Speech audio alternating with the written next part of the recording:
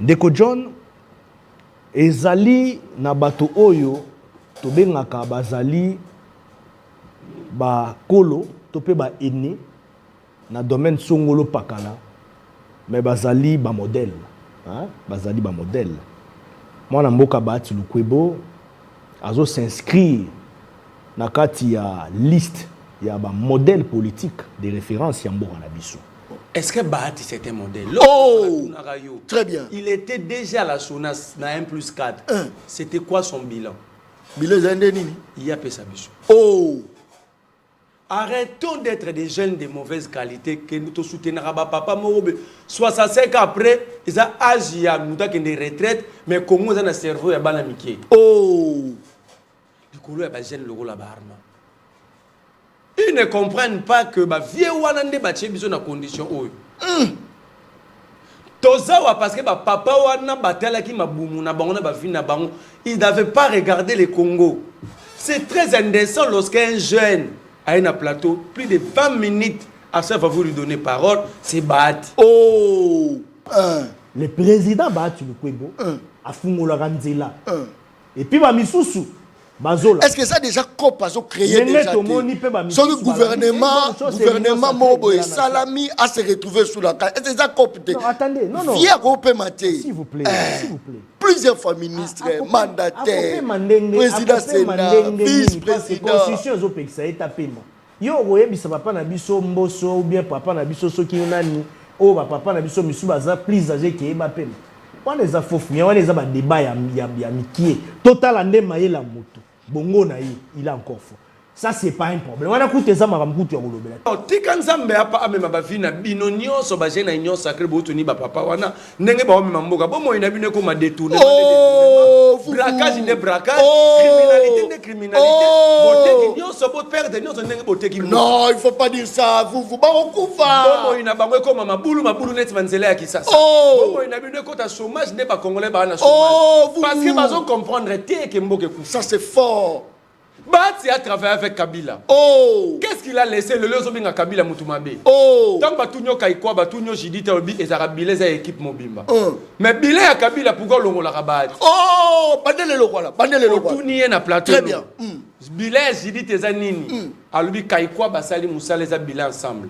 Mais c'est que Bilé à Kabila fait ça Bahati na Bamboso. Mais pourquoi l'on l'a rabat bola Sango Kabila? Ça c'est fort, ça c'est très bien. Oni à Koti Mingi. La carte, il y a moi, diversion, ainsi de suite. Il faut un peu pour recadrer. Merlin, dans ta vie, je pense que le parcours que Bahati a fait, peut-être que toi, tu ne feras pas. On n'a pas aussi les Zena, s'il vous plaît, je suis en train de parler. S'il vous plaît, la capacité intellectuelle de Bahati Lukwebo, tu n'en as pas. Même la capacité intellectuelle, il y a Bisso, ma collaborateur, tu n'en as pas. S'il vous plaît, tu as fait tes études où? Je te pose d'abord la question. Tu as fait tes études où? L'université, tu l'as fait où? Merlin, ce n'est pas parce que tu es sur un plateau de télévision et que tu es en face de quelqu'un qui est du côté de Bahati Lukwebo et puis pour Moutazolo Belamaramba parti il faut profiter banda même que le baba propos moko propos discourtois envers une icône comme Bahati Lukwebo na mboka na biso. S'il vous plaît, il faut en respect, na rationalité, un peu na modestie, ceux qui osent le Bahati Lukwebo. On ne parle pas de Bahati, mais Bahati gère la République. Vous allez parler mais Bahati gère la République. Objectivement. Donc, on ne parle pas de Bahati, mais Bahati gère la République. Parle de lui objectivement. Donc, comme ça, on va battre la Bahati. Merci beaucoup.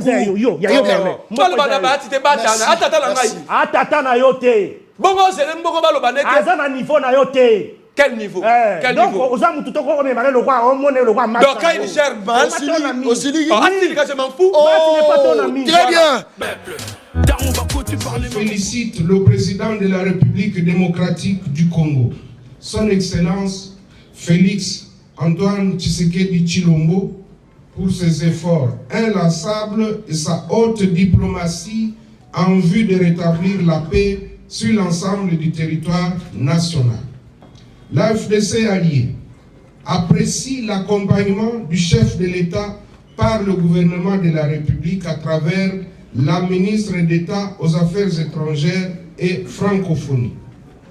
L'AFDC et alliés insistent sur la bonne foi et l'exécution intégrale du dit accord par les parties en vue de mettre définitivement fin aux troubles dans la région des Grands Lacs. L'AFDC allié exprime une fois de plus sa compassion avec les peuples du Nord Kivu et du Sud Kivu meurtris par la guerre injuste imposée à la République démocratique du Congo suite aux motivations économiques et expansionnistes. L'AFDC allié présente ses profondes condoléances à l'ensemble du peuple congolais. L'AFDC allié invite tous les Congolais à adhérer à sa campagne d'éveil patriotique dont le lancement a eu lieu le 21 mai 2025 à Lubumbashi et à œuvrer pour la cohésion nationale. L'AFDC allié et son autorité morale se rangent derrière le chef de l'État, Félix Antoine Tshisekedi Tshilombo, en vue de remettre la République démocratique du Congo sur le rail du développement grâce au changement de mentalité, à la lutte contre la corruption et l'impunité et par la bonne gouvernance dans tous les secteurs de la vie nationale.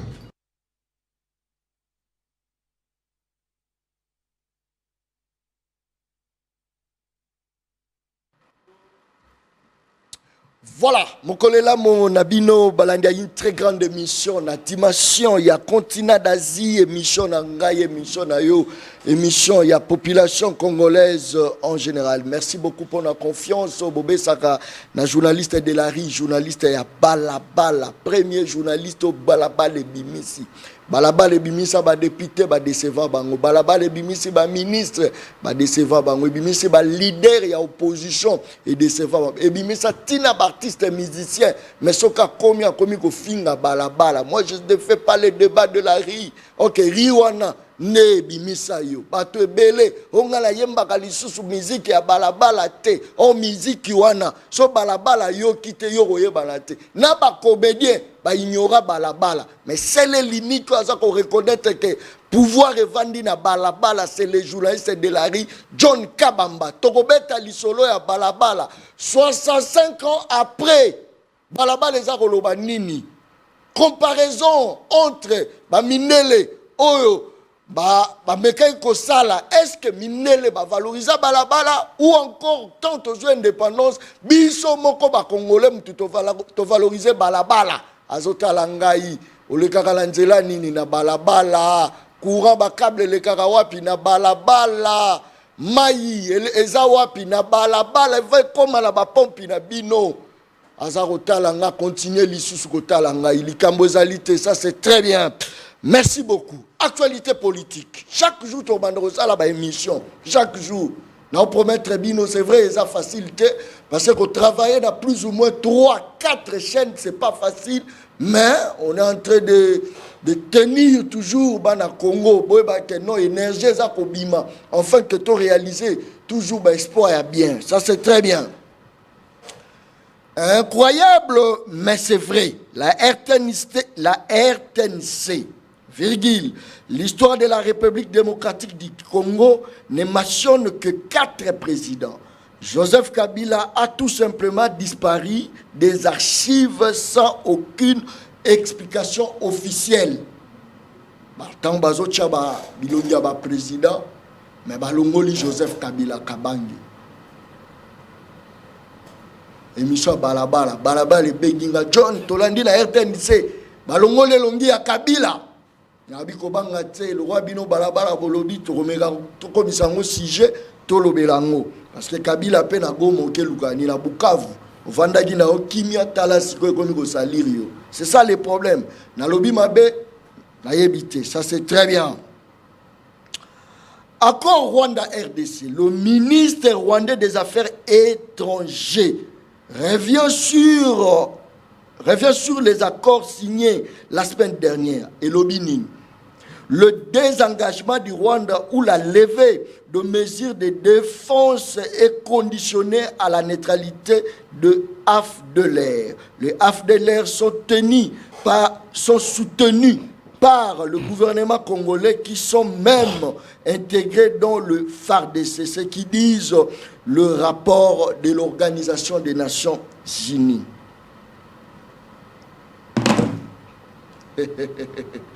Je vais dire balabala musale bandi ya balabala to bandi déjà musala yebisa mama kota John bandi papa yebisa bana émission de peuple parle bayala nakalango yo mokote faut batu bazale belé pour discussion ezala musu pas ko critiquer drapeau John eza repassé te musu ko lo bapé que non John ngo elongi na eza mabe musu somoni tout ça ça fait partie de la rue. Alors il faut moi débat ezala moni akokaka ko gérer ba inviter na été tout ça ça fait partie de ça. Ça c'est très bien. Deux personnes na kati ya plateau émission le peuple parle. Tous avons pointé dans Merlin vous atomola mutu peuple à la poste à monotique à téléphone mon cher. Très bien. Yewana. Vous voisins la biso. J'espère place aux alliés aux aramuta. Attention, c'est le moment aux zappé. Aux aramuta AVC c'est le moment. Na sengi na yo zappé ba chaîne ezebele. Tous la Merlin vous. Azala ba vérité fa beta makasi. Dans la zotalanga lui ba service à renseignement bazolandanga. Bazo sala pe musala na bango. Biso pe tozo sala ya biso. Ndenge moko nazo plaider pe pour na bango pour amélioration condition de vie na bango. Sera kala to ba ba janer tazo benga le message John ngala za muta janer. Ko futela nga nini zo transporter to ba raté. Toza koloba. Bazo sala ngo pour na mboka peut soutenir bango et osala peut bien pour basala musala kitoko. Ça c'est très bien.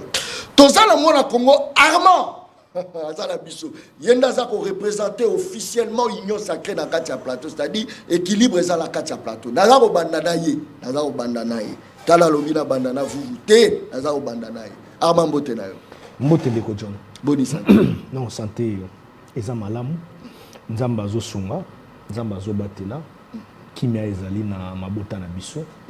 Pe na kati ya lingomba na ngai politique.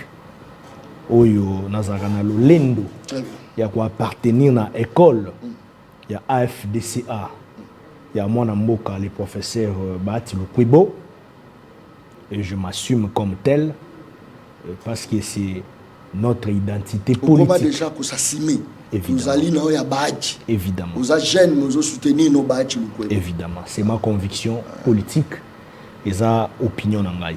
Mais c'est voilà. Là toujours côté na otike le temps moi émission salama o émission balabala naebi tous les seul pays au monde où yo ka que non ba jeune ba ke na retraite mais ba vieillard ba za na kata misala est-ce que tant ozier au côté comme militant cadre militant même cadre un peu militant militant na kata AFDC c'est-à-dire moi na mosala ya badge boy ya badge jeune, intelligent, vous avez licencié, na joja capacité de faire na yo en tout cas, et ça vraiment, tout le monde a douté na. Mais on limite ka bongo na yo pour na tata mukolo. Est-ce que le l'autre rôle ba ke Armand, en âme comme ça c'est comme jeune. Vous avez au monde que ça part de mauvais côté. Il y a yo jeune vous avez un chômage. Nous avons un chômage. Il faut dire la vérité. Mais Bahati plusieurs fois ministre. Til le lot. Bahati azaka. Mais yo nimi siko yo zano. Okota na yo. Na kati ya yiki. Mais yé mokolo.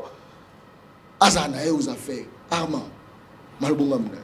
Merci pour la parole. Bien qu'ils aient sujeté. Ils ont sujeté. Moi, parce que tant au loin qui pas la même main tu as quand même compris des choses. Donc, tiki vient wana po yo moko comme indépendant. Mais la monition zongi n'a plus vieux que la même main. Malobonga muna. Bon, il faudrait pas tout compte en avoir polémique moko ngana benga ba diversion. D'autant plus que tous en a débat na biso photo ça la main pour na répondre yo. Ndeko John ezali na bato oyo tobengaka bazali ba kolo topé ba ene na domaine songolo pakala mais bazali ba modèle hein bazali ba modèle mwana mboka Bahati Lukwebo azo s'inscrire na kati ya liste ya ba modèle politique de référence ya mboka na biso on a selon yo.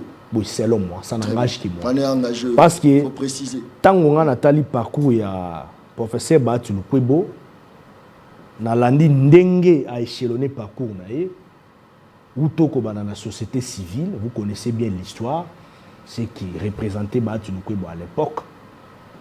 Tina kokota na kati ya politique active ya mboka na biso jusqu'à ce que amati na autobenga ba escalier de mérite sur le plan politique, plusieurs fois ministre, comme vous l'avez dit, DG dans l'entreprise, ainsi de suite, jusqu'à ce qu'il comme président du Sénat, le deuxième vice-président du Sénat. Na meki kotala lo lenge a kumbi vinae na bomo ina na kati ya ba institution.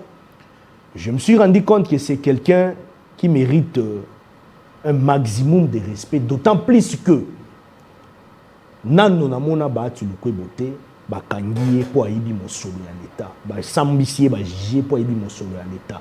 Je ne dis pas que c'est un saint, non, na lobita za mosanto. So na aza mosanto c'est que na kosi parce que même ngapé na zana ba mabe na ngai lokola moto, peut-être na silikaka mingi. Même yo posant mabe no lokola moto. Peut-être que yo kaka conseil à moto te.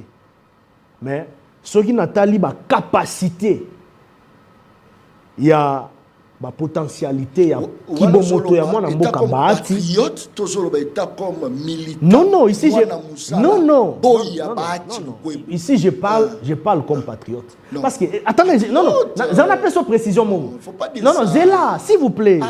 Zéla n'appelle ça c'est pas ça le débat. Mais Zéla n'appelle ça précision mon Zéla. Ça c'est ton problème. Moi j'ai commencé à soutenir le professeur Bahati Lukwebo.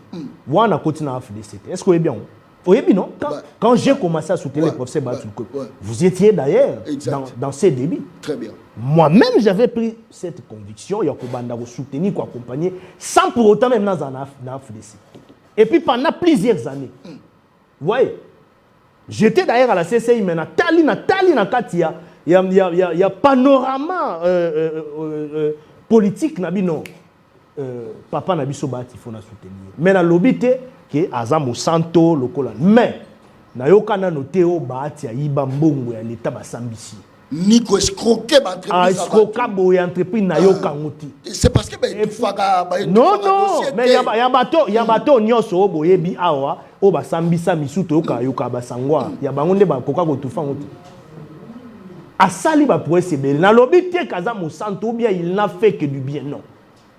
Mais sotali dans la globalité ya fonctionnement ya mwana mboka Bahati photos à la bato ato lingaka mototé mais papa wana za parmi ba modèle likambo zate za ikara moi et puis eloko mususu ngai na sepela kala mwana mboka Bahati ezaki Bahati est les rares des politiciens de ko John ezapi ba biso neto sa politique lelo toloba ngo même na bandeko na biso opposition to simba minduki te potokota na pouvoir. Na lobi te ke nazo condamné to nazo finga bato baza ba rebelle na fingi bango te nazo condamné bango pete parce que bayebi pourquoi basala bango mais batangisa makila bato. C'est comme aujourd'hui ceux qui sont allés à la rébellion. S'il vous plaît, c'est comme nazo condamné te yoka bozoye bakelo bongo pe ko salama bozala pe endommagé mais comment un rebelle ozoboya ko dénoncer Kaza rebelle non s'il vous plaît vous avez peur écoute na lobby boy ba yo ba sala rébellion ba yebi pourquoi ba sala ngo même mabe na bango eza batangisa makila ya batu po ba luka ba kota na pouvoir. Merci Ba tia la sala rébellion te mais azwa pouvoir na ba voie démocratique. C'est pourquoi moninga na sepelaka na yemi na lobaraza modèle. C'est un modèle dans quelques indicateurs, il y a vie, il y a bateau, bisope bilenge to goloba non. Ngapé fona ça parce que moi je fais la politique. Ngapé fona ça politique mais photo moko boy circuler. Na ko kende tena simba minduki pona luka pouvoir parce que na yebi ke na rosala ramification moko après na zo pouvoir. Merci. C'est là où je préciser pour na biso OK. Et ça la sonité sur mutabengai abengai boya ba merci likambo za eza nango lingala. Ondima na yango. Eza nango lingala. Ça la sonité. nazo songela yo parce mais naza boy na été naza collaborateur na matam tabenga boy et ça ranga tu es militant un esclave non je suis pas beaucoup très bien tozo partager philosophie biso nyonso tozo et pas penser ba tu le esclave azarate tozo partager philosophie politique tozo ça la politique biso nyonso tozo pesa na makanisi puis azarate dictateur té tozo évoluer biso nyonso tozo luka pouvoir ensemble c'est comme ça qu'il considère assemblable na ye yazora moto te loko l'esclave azana considération envers baninga vers moto azali pembeni na ye c'est ça ba et royeba na mokolo et donc voilà pour la précision bien que ça débatté mon nom ambrié nga inutilement comme ça tes arts ambrié tengala tuna mituna balabala yo ça la ambrié ça c'est pas respecter la rue c'est quoi ça mais Mbote Ndeko John je crois que Balandi on a armé minute belé pour nous lever la bahati minute on a tout ngapé na rozwa yango soki ozala juste pour ngala lobela la ngai misolo na ndenge mboka ko gérer même mabe pona moni ko lobela bahati isaka ndé monto lobela nanga Kabila Tshisekedi non il faut pas dire ça mais na zolo banote non moto ko tazo bomba bato mingi za bato bazo détourner vous ba détourner ba l'équipe bato siminduki bo game ça c'est Robert a 10 morts mais ba yidi misolenge ton hôpital 400 morts banel babo mimi ça c'est fort hein banel babo mimi mais le vous yezo mona bozo finga nanga mais côté bino boza bato ba okufa pona nzala banel babo mabango peuple nzala poison rwandais vous la vandi boye bato yo bakenda hotel mondeke bana classe kozela Tshisekedi dauti diplomatie agissante na poto aina misolo ebele misolo ebele $500,000 COP 27 tant on a Pepe Mbosso azapo Pepe Mbosso na koloba tant na conclure Pepe Mbosso na koloba na conclure misolo ebima $5 millions pour le déplacement ya bato na COP 27 mais bango ba memela biso ka $500,000 to sala débat na barma comme bango ba défendre nyonso tobi comment vous pouvez dépenser $5 millions pour aller recevoir que $500,000 de tel ko la mutafuti transport et belé et legina nyongo ake ko senga wala mboka la biso wala kongo bazwa ba député ba tanda bango loko la bana classe na mona la kulutu na ngai à l'époque na société civile Jonas Chombela Jonas Chombela autre que fêter diplomatie derrière diplomatie agissante il y a eu détournement na tindali bino fiche so bocha so chaîne pénale chaîne indépendance bocha yango non bochelanga yango bochelanga bocha fiche ba mona ba rivi na ribo hotel mana micro na tibatu merci tokei ba bocha yango yangwana yoka mambe koma mi parle tokei ministère d'environnement très bien et développement durable à l'époque Mamada Bazaï Baza vice-premier ministre de l'environnement budget prévisionnel de la réunion préparatoire de la COP 27 réunion ya pamba préparatoire ba komi kota coût amélioré après réduction donc ba ngeba zwata ba 40 millions ba yokeli biso mawa ba bito so bonga ndambo to so ndambo la mamsusu tala ba rubrique za kuna bureau et son fonctionnement 2 978 $470 2 réunion on est na féminin singulier et ça la pluralité réunion à moko réunion nationale des scientifiques $500,505 réunion moko so ibataki réunion na ST bazong sanga azotanga ndekuna po bana ndako balana so bataki réunion na S ngelo ba réunion za ke belé mais c'est clair réunion kaka moko $560,505 3 réunion sous Souka Moko réunion régionale des scientifiques de la Cobifac $253,330 conférence na Moko bache ST ils ont plurialité conférence internationale même internationale ils ont ST des scientifiques conférence Moko $5,401,825 pré-COP kokuta na ba bato kende siko COP na Glasgow kuna $6,108,135 participation de la conférence internationale bato ba participer mais biso komi ya misolo participation de la RDC à la COP 27 1 189 540 $. Budget total 16 491 805 $. Signé par Signé Maître F. Bazaïba. Non, c'est pas vrai. Cette dame, Yoka, et qu'on s'appelle plagiat, Yoka, cette dame s'est bâtie à l'opposition pour l'intérêt de la population. Oh! A signé pour d'excellence. Voilà, ça y est, il y a un Maître F. Bazaïba. Est-ce qu'on vérifie un bien? Ça plagiat. Est-ce qu'on vérifie bien? D'abord, elle est Moussoko comme moi de Kisangani. Oh! Elle est de Bomenge Lorolanga. Oh! Non, c'est surtout que la tribalisme. Non, pas de Gonangate, non, Bimisangote. Par là, on ngolo banini. Mais dans Misolo, il y a N23 bangoyo. Ce qui M23 Zakuna, Nabananga. Tu sais que tu passes à M22 na Misolo Yangwan. Mais pendant que Misolo na Arba ou Lubangote, Bana Bazana Babilté. Mon Mogo Mubimba, Bilté Zate. Et bon, passeport. D'accord que nous allons mettre Bilté Zate. Yoka lettre.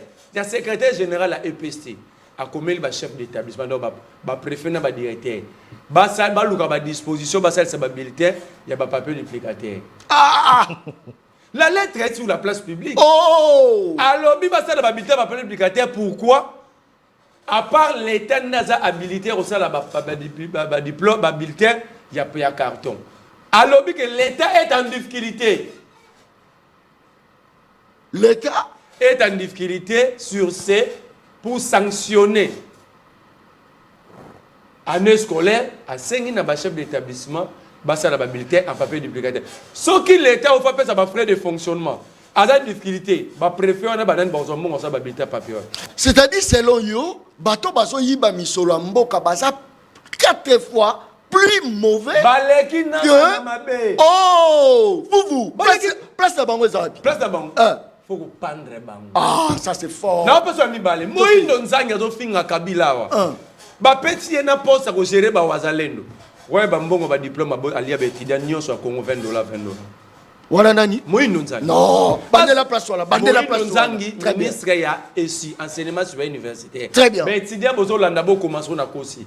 Étudiant nyonso ya Congo appelle ça $20 pour ba diplôme. Ti lelo neto so la mo. Bazo diplôme? Mais tous on est athée, oh! Très bien. Na longwe wana. Kai kwa ba. So que ça capture à pas mal affaires étrangères, tantôt courezate, tantôt connexion internet ezate, tantôt ba rappel un groupe électrogène. Tantôt ba machine et salate. L'État a dans nyongo ya ba passeport ya ba congolais 120 000 passeports. L'État congolais. Ana nyongo arriéré ça 120 000 passeports. L'État congolais. Oh, l'État pas fait ça. Oh. L'État Azawana, régulateur. Azawana, on a sécurisé. Là, qui est bien. Babougoume, c'est bafoutamité 8 mois. Et bon, Bougoume, ça doit salaire. Bazar, il la loi sous les ETD. Comme ni baboto la bango, la bambonga ba wenza miki. Je viens à midi. Mais ils ont payement. Non. Les a émolument. Les a émolument de bafouta député. Alors ça moussalate. Basali oui moi bafuta maraté na ba wenza miki ozomona ba wenzo za na ba quartier te place on a toujours kan bien tanga la loi nazo songela yo ko banga c'est là la mais chité mais place on a beaucoup mettre ça te pour bafuta maraté très bien par rapport à quelle loi va vérifier quelle est la loi qui dit nga la zo yoka la zo te kende vérifier bazana betil ba yoka la zo bisa yo les Bougoumes se sont payés tanga la loi sur les ETD la loi sur les entités territoriales décentralisées. Bazan nenge morondo mona ba ta bozo ba futa ba conseiller communaux bazan nenge morondo gestion municipalité et ça défini na ba entrée na autonomie de gestion na banque faut pas jouer mbongo wana na ba entrée ya commune or ba entrée ya commune lelo banda kimuta gentini ngoblati lelo eza retenu na hôtel de ville. Très bien. Ba boto la bango yango alors hôtel de ville ça la sous rétrocession on a té gentinani bumba ye nenge moko c'est-à-dire, misolo le réseau sont ratés, moi pas foutre ma paix, exact. Moi pas organiser la commune, exact. So que na ba commune ko lingwala, à part ba wenze, mbongo ekota. Ça c'est fort. Une petite commune ko lingwala. Sauf là ça la rétrocession té commune on a ba entrée. Parce que bilo mingi eza lingwala eza niveau national ba parler du peuple ba c'est commune wa ke futa ba texte ba impôt eza te bilo ko pesa commune bon so commune ozo mbongo OK la commune lo en scellé à ta besoin taxe ba hectare wana minene eza na dimension nationale parce que à partir à 5 hectares mata c'est l'état alors bato ba sala ba nganda yala ba nini eza l'état na niveau central donc la commune n'a pas d'entrée fiche parcellaire à commune en scellé bougumé ça zara na $3 $5 si le 50 ou ça $50 parce que la même tout il pèse sans goye ba makambo kotanga la loi ba bougumestre ba signer ba 2500 so bougumestre ba signer 2500 documents parcellaires par jour ba commune de signer ba venir terminer donc la ville doit respecter la loi sur les entités territoriales décentralisées. La vraie gestion doit commencer à la base. Très bien. Pas au sommet, merci beaucoup. Je crois qu'il faut le bourgmestre c'est pas ça là 8 mois parce que la rétrocession ne vient pas pendant que Boumbaye a la rétrocession du gouvernement central. Très bien. Et le koyo naroti kangote. Vous voyez bien bino barma bino mtuboza au gérer biso. Bozo yiba makasi na yo perma bozo yiba voilà vous et on moni même condition de vie n'a amélioré mais le peuple les a toujours en dessous de la moyenne les a endettés alors bino vaut mieux kutu ba rebelle ya M23 que bino oh boza sansa on fait ça courant mai boza sansa ko kitia biloko na wenze boza sansa d'ailleurs participation ya bana pona examen d'état. C'est combien? Participation par le place. Oh, place 240 000. C'est ça le problème. De 240 000. 240 000. Escroquerie. Balobi, bino kutu boza pur. Wana merde vous ngaïté. Tala ngatinda ngatinda la invitation. Te ngaïté vous ngaïté. Bonza lukuta. Alobi boye. Bino vaut mieux pendre bino. Parce que passion tozo mona lelo na Congo eza bino mutu bo komisi biso place wana malobunga muna toke avant to compte actualité. Merci beaucoup Ndeko John likambote na sepel ndengo circonscrire début à émission na biso. Très bien. Mais ngana lingaki nazo répondre Ndeko Vuvu na répondre dans quelques minutes mais na lingaki o meka ko autoriser nga na meka ko ça la synthèse mais la déclaration politique il y a la FDCA avec notre autorité rapidement pour en faveur il y a accord de paix entre la RDC et le Rwanda ce bande kwa rosunga pour na moni bonne fois na bino d'ailleurs bochela kibiso vidéo ngopé na ibande ce ba rosunga na illustration en fait ici il est l'occasion pour moi de rappeler une chose dans la vie politique tout geste compte. L'honorable Bahati Lukwebo, très souvent, na makambo ezo salama, na union sacrée de la nation, aza moto abandaka likambo. Aza logo la moto fungola ranzela. Et puis ba misusu balandi. Ce qui n'est pas mauvais. Tozali le premier regroupement politique actuellement.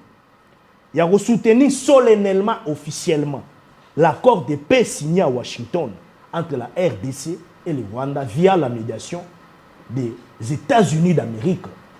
Oh, les lots soutenir. Officiel. On n'a pas attendu du temps, on n'a pas attendu une organisation, une réflexion pour le faire. Directement, les a signés. Lobby l'honorable président Bahati Lukwebo, le président statutaire, autorité morale appartient à instruire. Et nous sommes réunis dans la Maison Blanche. Nous avons un siège à partir de 24 pour une déclaration commune officielle au Yemoko Tangi Yangu. Alors, tozali pe les premiers regroupements politiques oyo to soutenant nkumu ya ekolo pour la création la mise en place ya union sacrée de la nation. Pendant que bato mingi lelo ba koma ko diaboliser ko luka makam, bande même ko hésiter et c'est le professeur Bahati Lukwebo qui avait pris ces risques pour adhérer dans la vision du président de la République. Les premiers le professeur Bahati Lukwebo. Voilà. Oh, il y a mis ça tout. Okay. Tozali les premiers regroupements politiques. Oh, yoto proclama ka président de la République fait Tshisekedi Tshilombo candidat unique na biso pour la élection en 2023. Pendant que Missou Bandego Zelaso qui n'a nous batala nous on était les premiers à le faire. Directement to adopta kiyango. Et puis tozali pe bato oyo to memeli mokonza mboka lisusu support pe apport à makasi na élection. Il y a 2023 le rôle la deuxième force politique. na parlement parce que c'est important. Tozali premier regroupement politique auto lancé qui conscientisation sur l'unité nationale, la défense et la patrie. Vous vous en souviendrez à l'époque, en 2022, déjà pour se battre sur le terrain. Tout le monde a dit comme ce qui est une bonne chose à Bukavu, à Goma, à meeting, nous devons taire nos querelles, tout soutenir mon Konzamboka, et puis tous équipés gouvernement politique à Liboso. Oyo, tu invité qui va gêner, va adhérer na katia et loko to bien un accord des forces armées de la République na campagne. Il y a mobilisation générale tant que mon équipe professeur ba tia outil ba soin médicaux zongi na fikine to beti plein ligue des jeunes na biso ba bandi déjà ko enregistré ba ninga ba bilengo ba koksi âge ya kokenda armée na registre normal selon l'officialisation des faits. Nyoso wana eza pona nini zela nyoso wana eza pona non c'est pour ce qui gouvernement sike bimini sous ba tia se retrouver s'il vous plaît non tokei rapidement. Tozali pe premier groupement politique auto lancé veille patriotique au moins mboka ba tia rappelant même na carte de déclaration politique na biso RAKI Lubumbashi na Okatanga pour na quoi peser moral ba tout parce qu'il y a une certaine opinion ou comment ko frustré bandeko ko sa makambu comme on a un message de victimisation et ainsi de suite sachant que Okatanga ils allaient parmi ba poumon économique mboka na biso il fallait professeur ba tu ko ba initiative à quitter na terrain pour apaiser l'esprit à Batou. Et c'est ce qui a été fait. Alors, ce qu'on a dit, ce qu'on a fait sa déclaration, dans quelques points seulement, pour ça, accord ils ont suscité beaucoup d'espoir et d'espérance pour le peuple congolais. A insisté sur la bonne foi et exécution, dans l'entièreté, donc exécution réelle, concrète. Il y a accord entre les deux parties parce que ils ont signé un accord, après au moni exécution l'une des parties a respecté en bien. Alors, à présenter ma condoléance à la population congolaise parce que ils ont les kakuna na est ambora na biso, ils ont touché biso nyonso. Et puis tala esika za na particularité na ya ba pouesi ya baninga azaka motema likundute. Aye ko féliciter maman na biso Kaikwamba oyo azali ministre d'État aux affaires étrangères pour na fort nyonso sali na vision ya mokonza mboka po tozwa accord auto signé. Et puis, il y a compatir la population. Merci beaucoup. Très bien. Merci. Merci beaucoup. Dans tout ça, c'est pour dire quoi le président Bahati Lukwebo a fumé la Ranzela. Et puis, est-ce que ça déjà créé déjà le gouvernement Mobo Salami a se retrouvé sous la carte. Est-ce que ça copte? Non, attendez. Non. S'il vous plaît. Plusieurs fois ministres, mandataires, président Sénat, vice-président. La constitution est tapée. Yo oyebisa papa na biso mboso ou bien papa na biso soki nani o papa na biso misu baza plus âgé que ba pema. Wana eza fofu, wana eza ba débat ya mikie. Total ande maye la moto. Bongo na il a encore faux. Ça c'est pas un problème. On a écouté ça maramkutu ya kolobela te. Mais ici, il est l'occasion pour moi de profiter à travers micro na yo pour na kolakisa sincérité na loyauté à président Bahati. Non, zonga la mutuna, président Bahati olobi quand même mingi. Président Bahati Lukwebo azam bajara bato te azaka soit chaud ni froid. Oh non, moko azo ça lokola azo compliqué institution mboka non. Même Azaki na Sénat, il était clair en est toujours qu'on soutenir Mokonza Mboka. Contrairement à Bamisusu Omonaye na perchoir peut-être à Gwenda Nicolo na l'institution moko na Assemblée nationale azolo babilobela moko ndire mutu azo contrecarrer vision Mokonzi monde azo combattre le chef de l'État. Le président Bahati Lukwebo est sincère, honnête envers les chefs. Contrairement na ba notable musu ya kwewana oyo na ebite bazo zela nini pour voir la position mais pour ça Bahati la position est claire. Mbala moko déclaration officielle est mokatani. Merci beaucoup. Et donc c'est pour que la classe politique comprenne que le chef de l'État a un bon partenaire qui s'appelle Bahati Lukwebo. Alors la diabolisation pamba ezali inutile. Donc c'est ça. Pour le gouvernement Union nationale,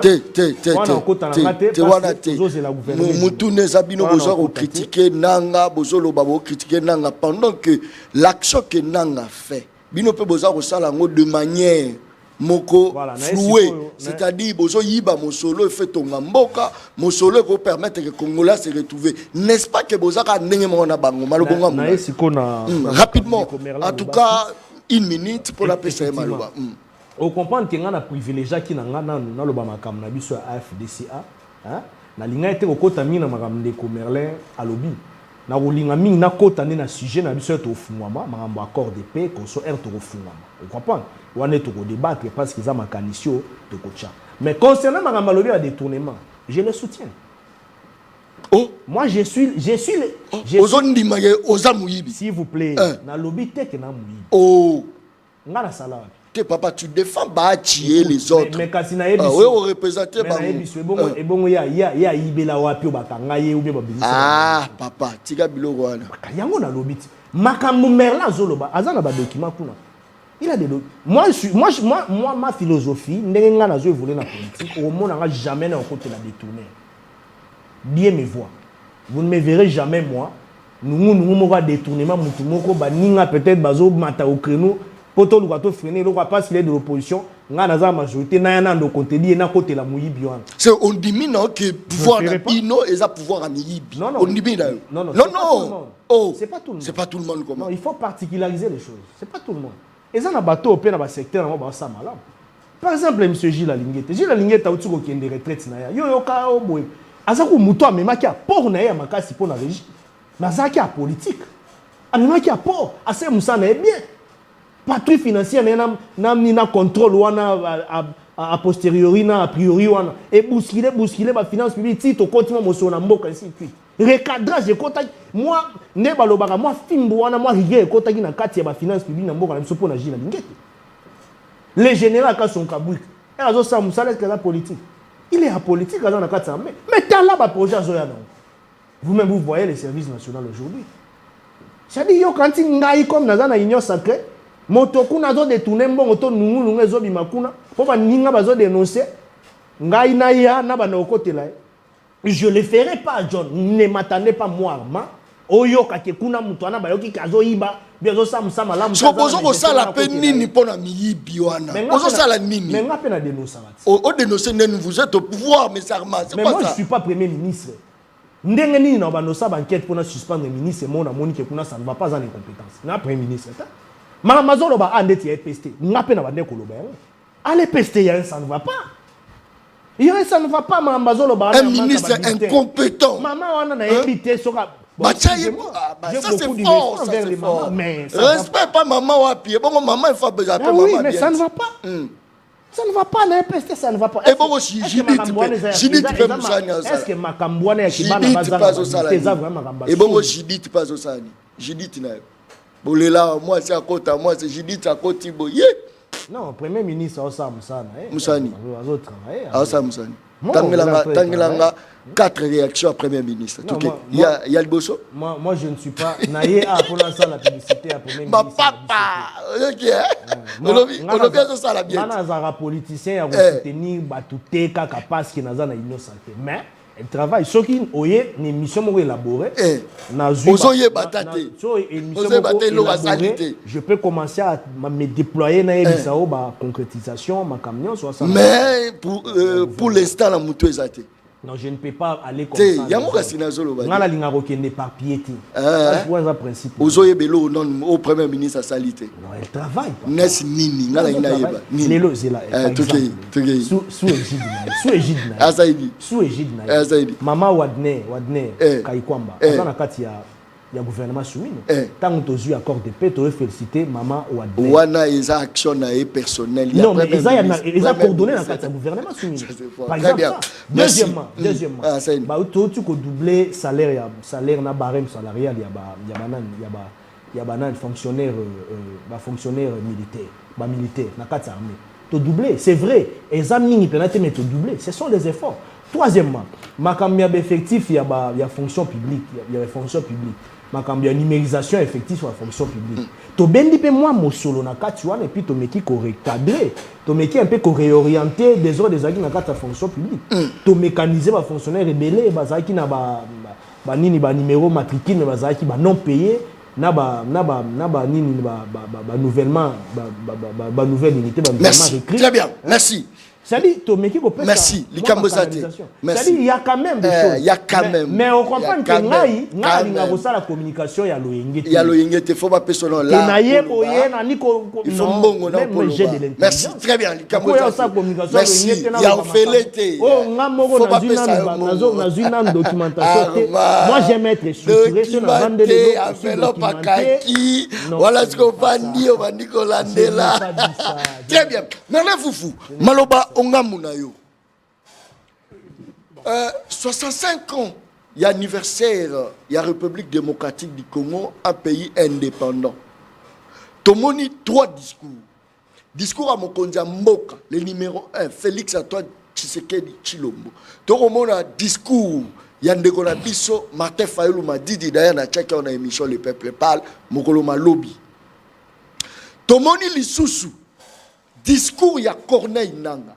Balaba les aïti na mbara ya choix. Les autres baté Rolanda, discours nini.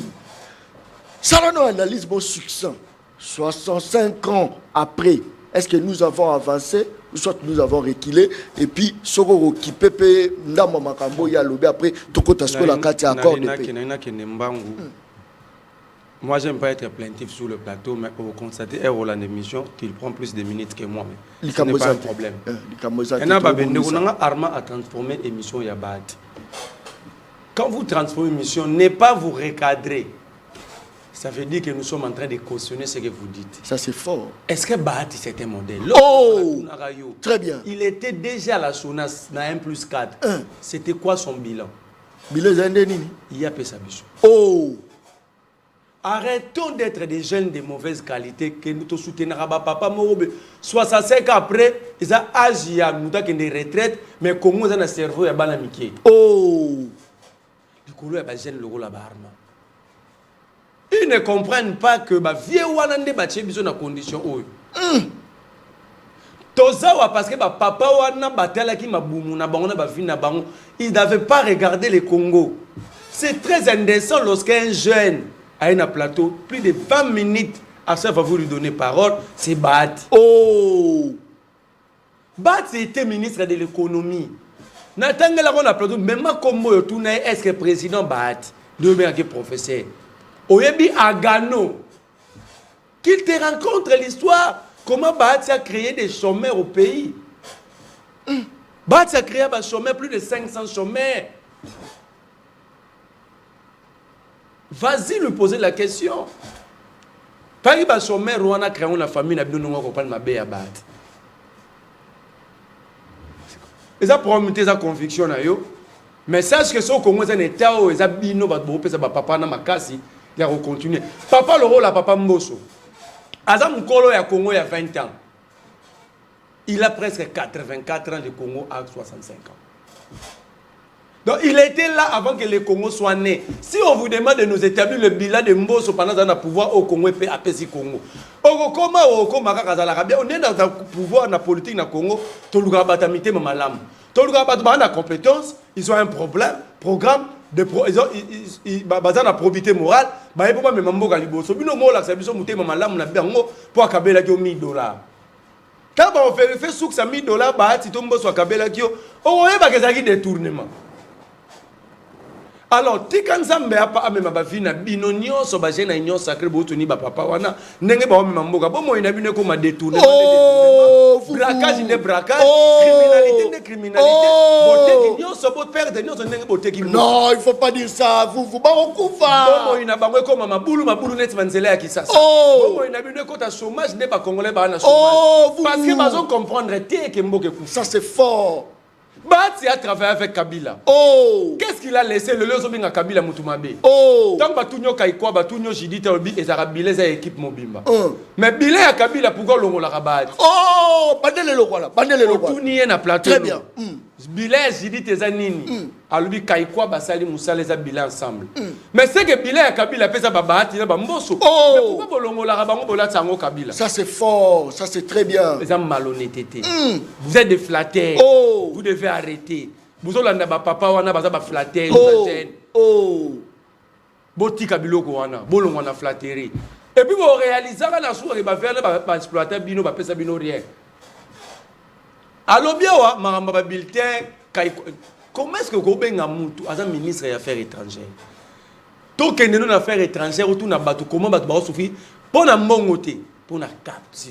Ya pamba. Capture pour son passeport. Au ministre wana azabon. On reconnaît un grand homme dans de petites choses déjà. N'abaction. Ma fiche d'identification pour un passeport en affaires étrangères, on peut 1 mois à rater. Oh, fouvou. Moi, j'ai fait 2 mois pour obtenir mon passeport. Moukeba, jusqu'aujourd'hui, Moukeba n'a pas encore récupéré le passeport de son fils. Mais pour Annie, capture à pas 2 mois. Le baron va dire qu'il y a quoi, bon. Aucune affaire étrangère, tantôt courir zaté. Oh! Connexion internet au tchara 1 mois, tantôt zaté une affaire étrangère. Ba canal box, ba doté kao. Bon, le ministre. Les gens il y a des fois le badi a bien, on a aucun na belema. Bien ça miswa balabala. Toke na mambu bata balabala bakenda. Très bien. Comment l'État a rose à Nyongo, il y a 120 000 passeports et citoyens. Obi maman n'a bien. Je parle de 120 000 passeports. Tikabo moina opeta mulando la batona basangi ba passeport. Oh! Et ça pour la lolenge moko capture na bo moino ezanga. Oh! Courant ezala raté. Oh! Ba machine à capturer be ba fiche ezanga katota la soko. Ça c'est fort. Bo moina na blibo ta no tambula bo. Parce que bazo swangwa fanti. Les gens souffrent énormément. Batouazo souffrir. Ah, bon bah oui parce que je l'ai quitté. Oh imaginer na mboka oyo. Passeport ezate, l'état comme la nyongo ya bag. Na histoire imagine pour la première fois l'état za nyongo passeport. Ya ba citoyen. Babité école primaire et secondaire exalté. Un ministre escroque les étudiants. Oh, l'État fait en charge. $20. Et puis avant Nikimia. Avant Nikimia, on a régime na Bah qui paye peut-être. Bah qui paye pas payer. Mais Balobi qui était des droits ça bien. Bah payer c'est un ministère. Oh, à comment le développement rural. Ça c'est fort. Alors moi on a pas payer ça. Oh. Mais il y a tout le bagage mboka ça bien. Comment mboka est commis bien que le Kabila mais bulletin ça té. Oh. Tant Kabila yo kama mamba bulletin. Tant que Kabila, oui, passeport, ils ont mon terre, Mogo, mais il y a 120 000 passeports. Tant que Kabila, il y a la classe, si il y a une mobilité, ça a raté. Non, mais on a des petites choses. Na yemba on est local lobby à wake. Bati le kwebo abandonné. On prend pas le pouvoir pour. Les assiégés du jour. Non, non. Les dés sur le plateau et que surtout recadrer tes amabé. Très bien. Kobenga, d'abord bino bosura pe ba viande pour bino no so ba viande bozan nengimo. Armand Moukoulou, c'est un homme qui a été à l'école. C'est un garçon intelligent. Mais je ne sais pas comment est-ce qu'il se laisse. Est-ce par la pauvreté? Est-ce parce qu'il est décidé d'être esclave à Moutou? Je ne sais pas. Pourquoi? Comment la Moukili Bozo sa battu, Bozo Benga battu, Baya Okota na armée, pendant que ceux qui sont là, vous êtes incapables de le prendre en charge. Olanda qui gouverneur militaire, c'est moi qui l'ai dit? Non. À l'objet, il fait balayer à 30 jours, balayer à 15 jours, c'est 30. Non, il y a des déclarations graves. Hein? Ministre, gouverneur, militaire, journaliste, c'est ça. Ça, c'est fort. Alors, on va interpeller peut-être. Va interpeller. Ça, c'est fort. Combien de jours? Pour 150 000, il y a 15 jours, c'est 30. Si vous avez 200 000, 300 000, il y a 2 jours. Armand Lobake, gouverneur militaire à Ituri, à Lobake, à Moté.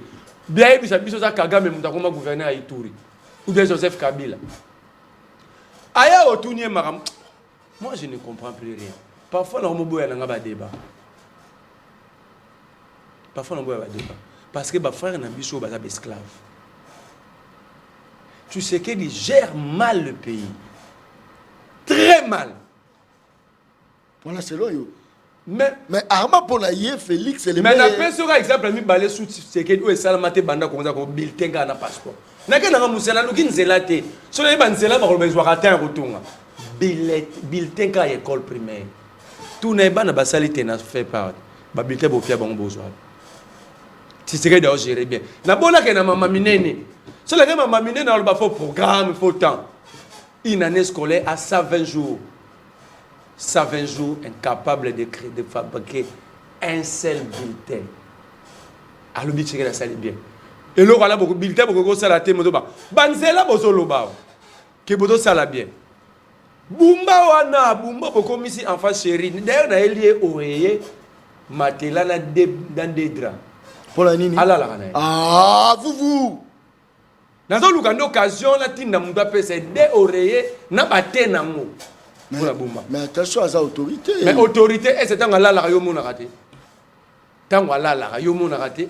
C'est le mot sungaye ka pas la. Mais tu recouvres. C'est là le kutinga na la kitso la singa la a oxane ma. Ah vous konimba pamba tozo dinde bozo alali. Mais so alali kutu bien la neto le muto chala. Yo va pouvoir la lobi bongo. Ba lobi ville la Kinshasa ya na mungote. Les agents de la ville sont impayés. Tout na promener. Au moni bana moto monaka. Baza 1 million. 1 million.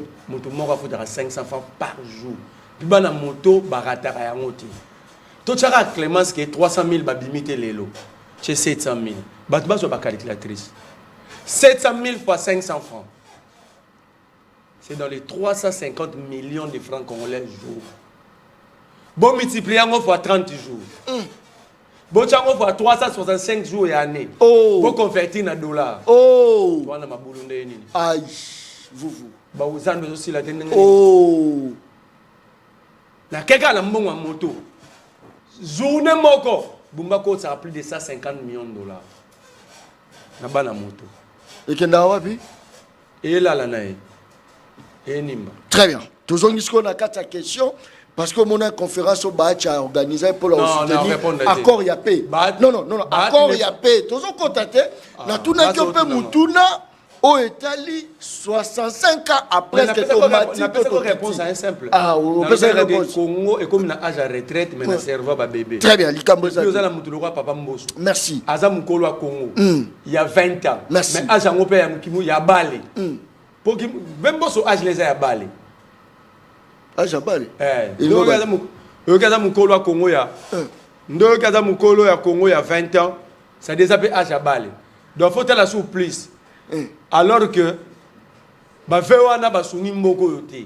nous devons, notre génération, ça doit être une génération déjà capable à se prendre en charge. Très bien. Déjà capable à assimiler les révoltes. Merci beaucoup. Déjà capable à définir leur sort. Pas avec ces vieux, mon cher Armand. Merci beaucoup. Vous devez quitter. Mais vous êtes quand même pour l'accord. Quel accord? L'accord qui a vendu la République. Oh, vous. Au lieu de débattre sur l'accord, mettons l'accord sur la table, mettons la constitution, mettons le code minier. Oh. Bateau batang a raté.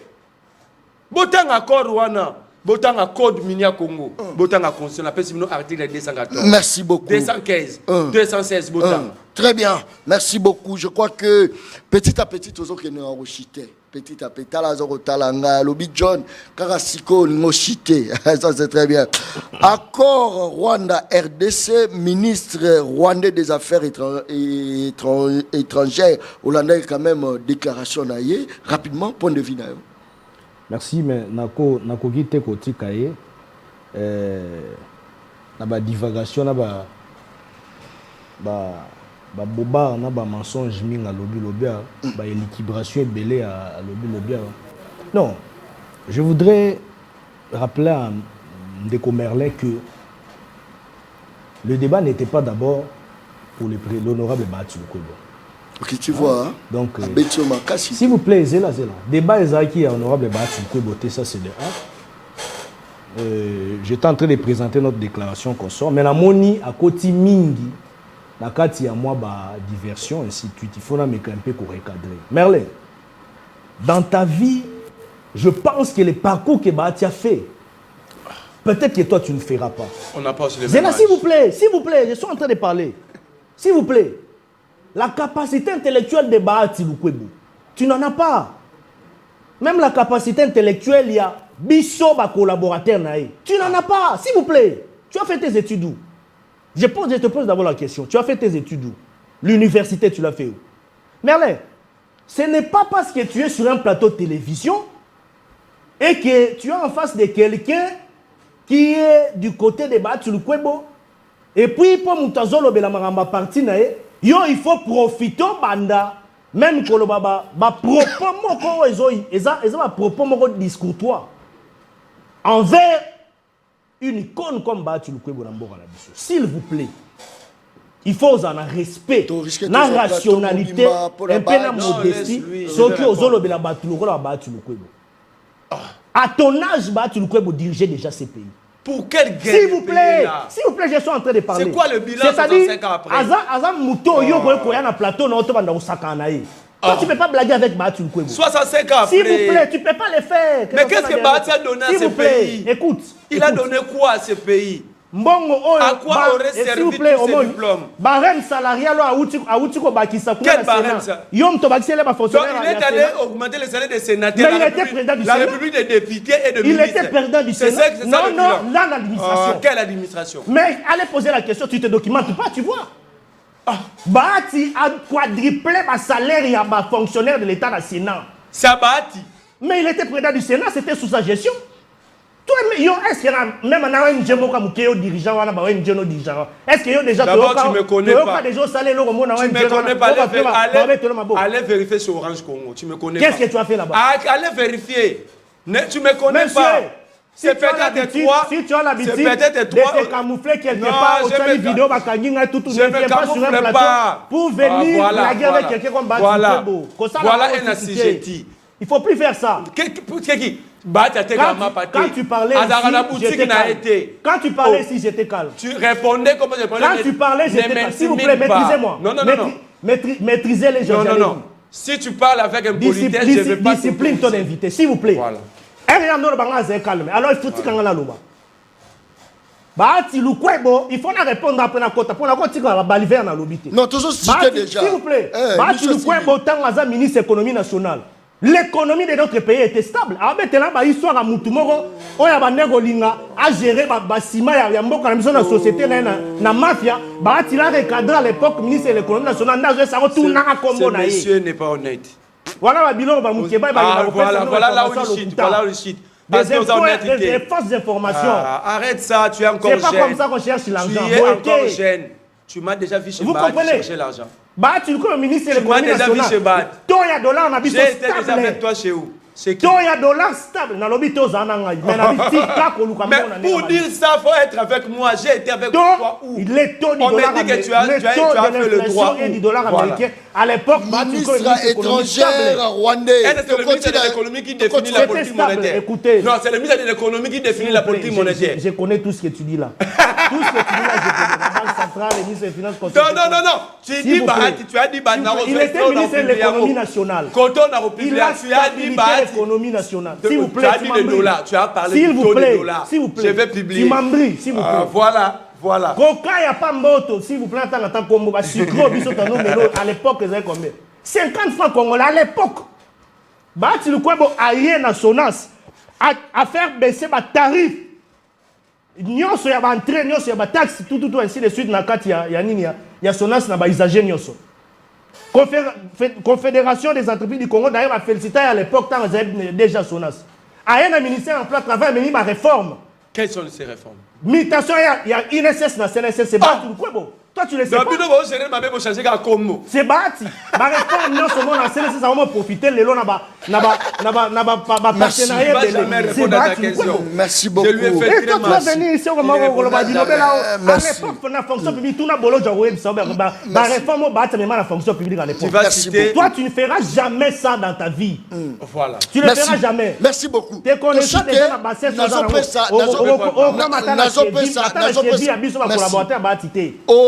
Mais je te dis, non, sur le plan intellectuel, je dois lui dire ça. Il a pris la parole trois fois. Merci, Likambozate. Rapidement, Hollanda quand même RTNC. Parmi les présidents, on va présenter, tous en a 5, mais on va présenter qu'à 4. Faisons un débat, restons dans les principes. Joseph Kabila. Tu comprends que ce pays, il y a des jeunes esclaves jusqu'aujourd'hui. Je ne suis pas esclave. Laisse-moi avancer. Je suis dans un parti politique reconnu comme une force politique du pays. Je ne suis pas esclave. C'est pourquoi moi j'aime plus de débats. Moi je suis politique, je m'assume. C'est pourquoi j'aime plus de débats. Toi tu es dans quelle formation politique? J'aime plus de débats. Tu es dans quelle société civile? Je ne te réponds pas parce que tu n'en as pas le droit. Il y aura politesse. Même Bahati a indiqué politiquement ma vie. Mais c'est les journalistes. Et quand tu vas répondre la parole, pose telle qu'elle soit ton invité. Tu as très mal parlé à l'endroit de mon autorité morale et je ne peux pas admettre ça. Laisse-moi déjà, tu connais. Yo, mon déjà, la télévision, on a touché dans sensibilité, je ne le fais pas. Mais quand tu touches sur mon autorité, sur un plateau, en tout cas, je ne te laisserai pas. Bon, c'est bon. Restons dans les débats. Mais c'est bon, je peux reprendre la parole. Restons dans les débats. Mais à la prochaine fois, il faut que Bahati te donne les tics du débat. Restons dans les débats. Si il faut... Tic-toc, tic, débat. D'ailleurs, moi, je n'ai pas touché à ta vie. Toi, tu as touché à ma vie. Je n'ai pas touché à ta vie. Je t'ai parlé, traité de tous les mots que je ne suis même. Je ne t'ai pas insulté. Je ne peux même pas arriver dans ce Vinayo. Tu l'as dit ici. Mais laisse-moi, je vais te dire, Armand. Armand, l'orgueil.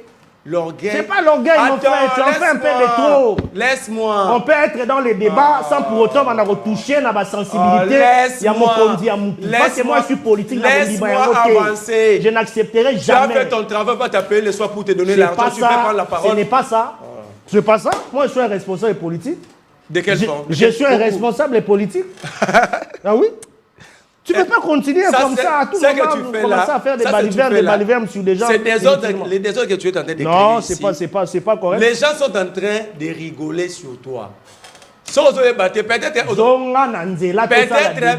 aux hommes qui battent ces plans les gens. Tout ça la débat normal. Non, tout ça la débat. Il y a un plateau à télévision principe dans les Alara. Mais les débats c'était pas sur Bahati. Mais c'est toi qui as animé ça. Pourquoi tu as parlé de Bahati? Moi je parlais de mon parti politique. Il est acteur, il gère la République. Je parlais de mon parti politique. C'est tout à fait normal. Toi tu peux pas m'interdire. Alors est-ce que tu es obligé donc toi tu nous imposes. Est-ce que tu es obligé d'entrer dans mon carré? Tu veux nous imposer Bahati Azala mon continent, mais on parle pas de lui. On parle de lui, mais il faut parler de lui avec objectivité. Donc tu nous imposes même l'objectivité. Non, mais avec objectivité.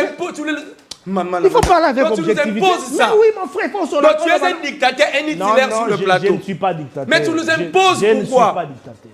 Je suis désolé, je suis déçu de toi. Quelqu'un avec objectivité. Et je crois que je ne peux pas débattre avec des assujettis. Je ne peux plus débattre avec toi. Moi, je suis pas. Tu es un assujetti. Je ne suis pas assujetti. Je l'ai dit, je m'assume. Pourquoi? Parce qu'on parle de Bahati. Toi, tu n'es pas Serge Bahati. Moi, je suis congolais. Je ne suis pas son enfant. Attends. C'est mon autorité. Moi, je suis congolais. Tu ne peux pas m'empêcher de parler de celui qui décide de ma vie. C'est mon chef politique. C'est ton chef. Je ne peux pas, moi, admettre que tu viennes ici sur un plateau de télévision. Raison pour laquelle soyons dans les débats. C'est parce que tu es sorti du débat. Les sujets qu'on t'avait envoyés, il y avait Bahati dedans. Les sujets, regarde la caméra, les sujets qu'on t'avait envoyés, il y avait Bahati dedans. Mais c'est ma politique de communication. Mais quand tu dis de bêtises... J'ai parlé de mon parti politique. Merci beaucoup. Très bien. Soyons dans les débats. Mon cher. Merci beaucoup. Soyons dans les débats. Restez là où vous êtes. Soyons dans les débats. Il faut éviter, arrêter avec cette là. Je vais parler de Bahati. Si vous voulez qu'on parle pas de Bahati, demande à Bahati d'ouvrir une boutique ou une terrasse. Non, c'est pourquoi chaque fois quand vous m'appelez, je viens pas. Non, il faut pas. Les gens nous gèrent. Mais tu t'es conduit moi-même. Non, je l'ai dit, j'assume. S'il vous plaît. Les gens tu t'es conduit. C'est toi-même les problèmes. Les gens nous gèrent. Je respecte Larry, mais vous devez aussi... Tu te conduis mal lorsque tu es sur un plateau. Toi-même les problèmes. On a fait plusieurs débats avec toi. Est-ce que j'ai déjà tenu ces temps? À chaque fois, j'ai déjà tenu ces temps. Tu as tenu. Nakata morceau je l'ai tenu parce que tu voulais attaquer aussi à Bahati. C'est là où j'ai tenu. Alors, l'Union sur le plateau, on ne parle pas de Bahati, mais Bahati gère la République. Vous allez parler de lui, Bahati gère la République. Objectivement. Donc, on ne parle pas de Bahati, mais Bahati gère la République. Parle de lui objectivement. Comme ça, on va t'attaquer la Merci beaucoup. Bongo, c'est le Bongo Balobané. Azana niveau na yote. Quel niveau?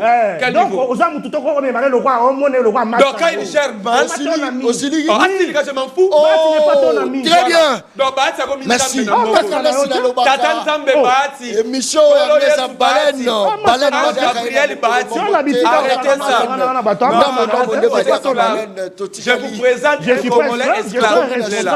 Tu n'es pas responsable. Tu n'es pas responsable. Tu n'es pas honte de toi-même. Non, tu débordes. Je déborde pas, il a mal géré aucune réforme. Il a fait plusieurs réformes. Quelle réforme? On a dit qu'il a fait.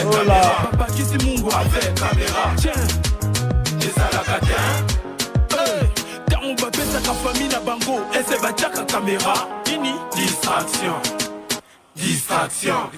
Azalaka kuluna lelo akoma bâtisseur. Aboya distraction. Asani bilanga